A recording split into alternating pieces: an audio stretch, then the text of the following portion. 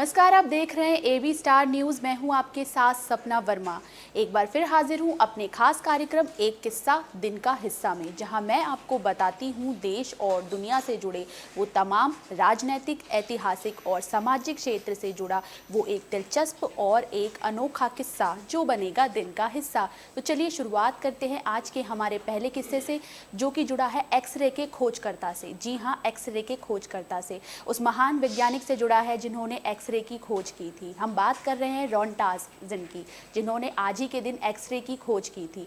आइए जानते हैं उनकी इस खोज के बारे में विस्तार से। आइए जानते हैं आज क्या है खास। 8 नवंबर का ऐतिहासिक आंकलन, खंगालते हैं इतिहास के पन्ने।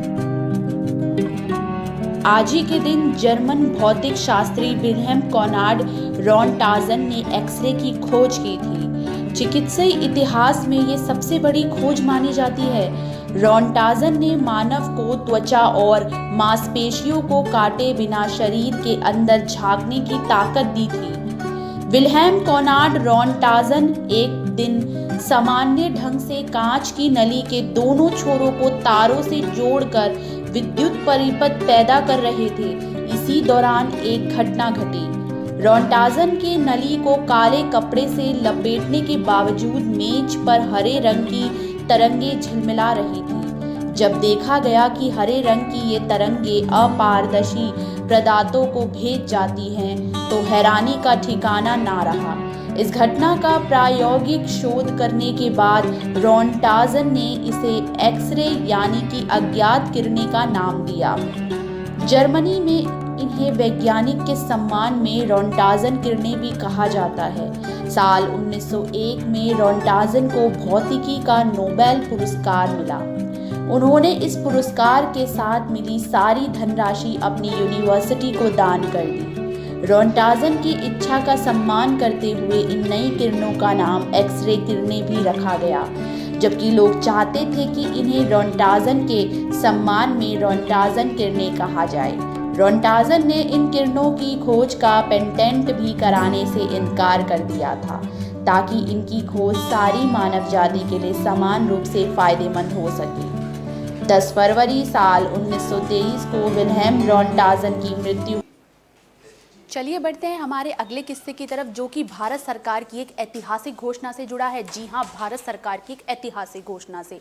आज ही के दिन साल 2016 में नोटबंदी का ऐलान किया गया था। जी हां, नोटबंदी का ऐलान किया गया था। 500 और 1000 के नोट को अवैध घोषित किया गया था और नई करेंसी का विनिमुद्रण किया गया था। चलिए एक नज़र डालते हैं इस पर।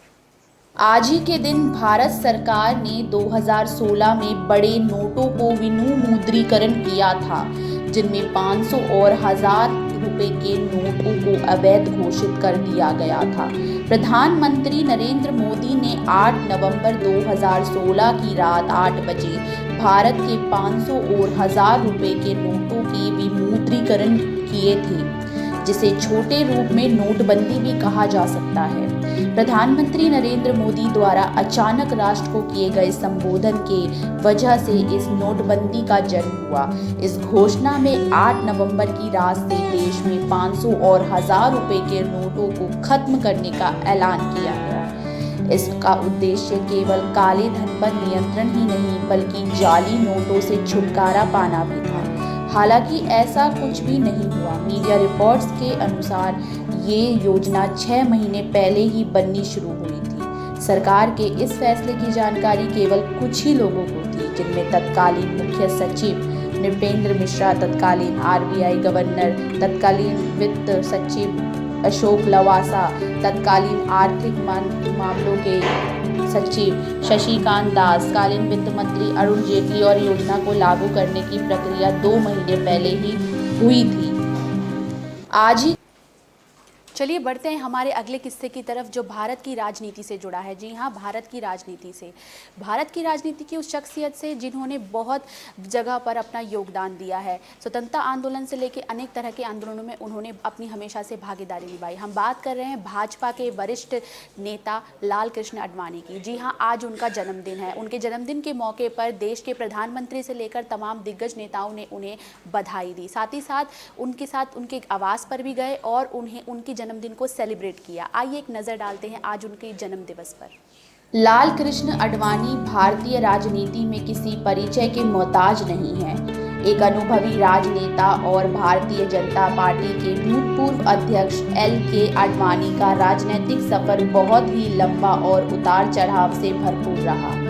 आज उनका जन्मदिन है। उनके 94वें जन्मदिन के मौके पर देश के तमाम दिग्गज नेताओं सहित प्रधानमंत्री नरेंद्र मोदी ने उनको बधाई दी। वे भारतीय राजनीति के सर्वाधिक आदरणीय चेहरों में से एक हैं। 8 नवंबर 1927 को उनका जन्म कराची में हुआ था। इनका राजनीतिक सफर विवादों से भरपूर रहा, चाहे वो जिन्ना प्रकरण हो, हवाला कांड हो या बाबरी मस्जिद विध्वंस। उनके उच्च बौद्धिक स्तर, अडिग सिद्धांत और आदर्शों ने उन्हें इन सारी परिस्थितियों से लड़ने में मदद की और उनकी राजनीतिक महत्वाकांक्षाओं को नई ऊंचाई पर ले गए। LK आडवाणी का व्यक्तित्व प्रभावशाली और दृढ़ निश्चय से भरपूर है और इसी वजह से वो आज भी कई लोगों के प्रेरणा स्रोत है। LK आडवाणी का जन्म अखंड भारत के कराची स्थित प्रांत क्रिश्चियन चंद्र D आडवाणी और ज्ञानी देवी के घर में हुआ। उनकी शिक्षा सेंट पैट्रिक हाई स्कूल और दयाराम गिरिडूम नेशनल कॉलेज पाकिस्तान से हुई। बाद में उन्होंने गवर्नमेंट लॉ कॉलेज बॉम्बे से स्नातक की पढ़ाई पूरी की। लाल कृष्ण आडवाणी ने अपने करियर की शुरुआत बतौर शिक्षक के रूप में की थी। मॉडल हाई स्कूल कराची में वो अंग्रेजी, गणित और इतिहास जैसे विषयों को पढ़ाती थी। उनके राजनीतिक सफर की शुरुआत तब भी हुई जब वो राष्ट्रीय स्वयंसेवक संघ के सचिव चुने गए। कुछ सालों बाद उन्हें भारतीय जनसंघ का सदस्य भी चुना गया। विभिन्न जिम्मेदारियों को निभाने के बाद उन्होंने आखिरकार अध्यक्ष पद पर नियुक्त किया गया। इसी दौरान जनसंघ अपने राजनीतिक पार्टियों के करीब आया और जनता पार्टी का निर्माण हुआ। पूर्व प्रधानमंत्री इंदिरा गांधी के नेतृत्व आपातकालीन शासन की अलोकप्रियता ने जनता पार्टी के सत्ता में आने के रास्ते खोल दिए। इस सरकार में आडवाणी को सूचना और प्रसारण मंत्रालय सौंपा गया। आंतरिक कलह और एकजुटता की कमी के कारण जनता पार्टी सरकार लंबे समय तक कार्य नहीं कर पाई। इसके पश्चात भारतीय जनता पार्टी का निर्माण हुआ और LK आडवाणी इस पार्टी के महत्वपूर्ण सदस्य थे। LK आडवाणी ने राज्यसभा में भारतीय जनता पार्टी का प्रतिनिधित्व किया। हमारी इस खास पेशकश में आज के लिए बस इतना ही। मुझे दीजिए इजाज़त। देश और दुनिया से जुड़ी तमाम खबरों के लिए देखते रहिए AB स्टार न्यूज़। शुक्रिया।